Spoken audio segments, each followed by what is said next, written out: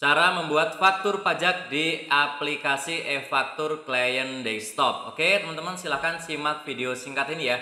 Meskipun aplikasinya sama tapi cara pengisiannya berbeda. Jadi teman-teman jangan sampai salah ya.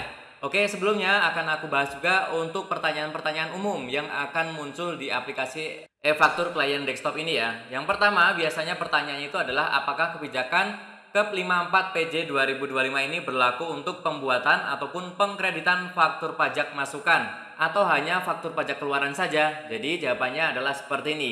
KEP 54 PJ tahun 2025 ini hanya mengakomodasi pembuatan faktur pajak keluaran di aplikasi e-faktur klien desktop. Jadi hanya untuk faktur pajak keluaran ya. Untuk faktur pajak masukan, kemudian pembatalan, kemudian juga pelaporan SPT masa tetap melalui Kortek. Oh ya, sebelum saya lanjutkan, disclaimer dulu ya, materi ini saya ambil langsung dari sumbernya DJP Online ya, jadi bukan saya yang membuat sendiri ya, saya hanya membacakan saja. Kalau ada saya yang salah membacakan, menjelaskan silahkan dikoreksi boleh ya di kolom komentar. Oke ya, ini udah clear ya, jadi hanya untuk membuat faktur pajak keluaran saja. Kemudian teman-teman kalau ada pertanyaan, apakah pengusaha kena pajak yang baru dikukuhkan di tahun 2025 bisa memanfaatkan kebijakan ini, yaitu bisa menggunakan aplikasi e-faktur klien desktop? Jawabannya adalah tidak bisa ya. Karena apa? Karena tidak memiliki akun dalam aplikasi e-faktur klien desktop dan juga Enova. Kemudian tidak memiliki sertifikat elektronik. Jadi untuk yang baru dikukuhkan di tahun 2025 tidak bisa menggunakan aplikasi ini, langsung menggunakan Kortek.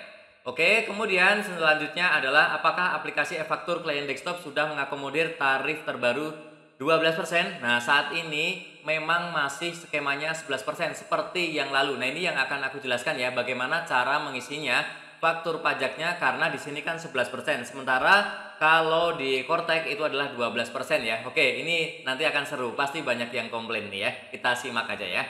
Oke, jadi teman-teman nanti kita lihat ya seperti apa dan ini adalah untuk pengisiannya ya. Jadi pengisiannya untuk mengisi DPP-nya seperti apa akan saya bacakan ya. E-faktur desktop mengakomodasi DPP nilai lain. Untuk transaksi selain barang mewah, nilai DPP perlu disesuaikan. Jadi di sini ada perlu disesuaikan manual ya. Nanti akan kita coba ya. Berikut contoh pengisian DPP dan PPN pada e-faktur desktop untuk transaksi selain barang mewah dengan mekanisme key-in, yaitu diketik langsung ya, diinput langsung di aplikasi desktopnya. Oke, setelah mengisi seluruh detail faktur, isikan harga satuan barang, jumlah barang, dan harga total sesuai dengan transaksi sebenarnya. Jadi di sini ya, silakan diisi nih kode barang, kemudian harga satuan dan jumlah barang, kemudian akan muncul di sini nih harga totalnya ini diisi seperti biasanya. Kemudian selanjutnya, pada saat pengisian nilai DPP, lakukan penyesuaian nilai dengan mengalihkan harga total kali 11/12. Sebagai contoh, nilai harga total sebesar 12 juta, maka harus dikalikan 11/12 sehingga didapat nilai sebesar 11 juta. Ini diisikan pada DPP. Jadi mirip-mirip ya yang di Kortek ya. Jadi di sini kan 12 juta nih. Nah, di sini DPP-nya ini bukan 12 ya, tetapi silahkan dikali 11/12. Nah, contohnya di sini angkanya adalah 11 juta ya. Jadi, teman-teman ya jangan salah ya. Di DPP sini tetap sama, dihitung manual menggunakan kalkulator boleh, sempoa atau apapun boleh ya. Silahkan diisi 11/12-nya di sini, bukan 12 juta ya. Oke, lanjut.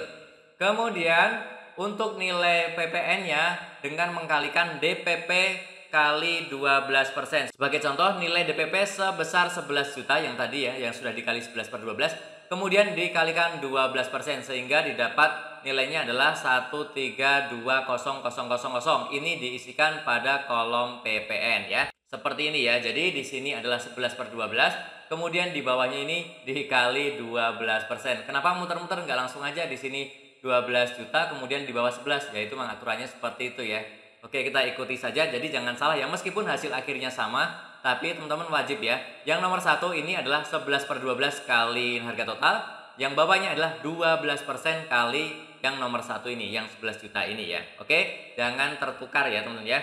Lakukan langkah nomor 2 dan 3 untuk seluruh objek pajak lainnya jika ada barangnya lebih dari satu ya. Jadi setiap pengisian barang jangan sampai salah ya teman-teman ya. Nah, ini pasti sih menambah pusing apalagi waktu awal-awal ya, kita harus adaptasi ya. Silahkan jangan sampai salah ya. Meskipun kalau salah kita bisa minta maaf. Oke. Kemudian nomor 5, pastikan nilai DPP dan PPN FP sudah sesuai dengan jumlah seluruh objek faktur yang diisikan sebelumnya ya. Untuk transaksi barang mewah, nilai DPP sesuai dengan DPP sebenarnya. Nilai PPN diisi dengan mengkalikan DPP kali 12%. Jadi kalau untuk barang yang mewah, ini tidak perlu dikali 11/12, yang di bawahnya ini 12% ya. Apa adanya sesuai aturan PMK 131. Kemudian di bawah, kode transaksi untuk barang mewah adalah 01, ini harusnya sudah paham. Untuk transaksi selain barang mewah yang menggunakan nilai lain, kode transaksinya adalah 04 ya.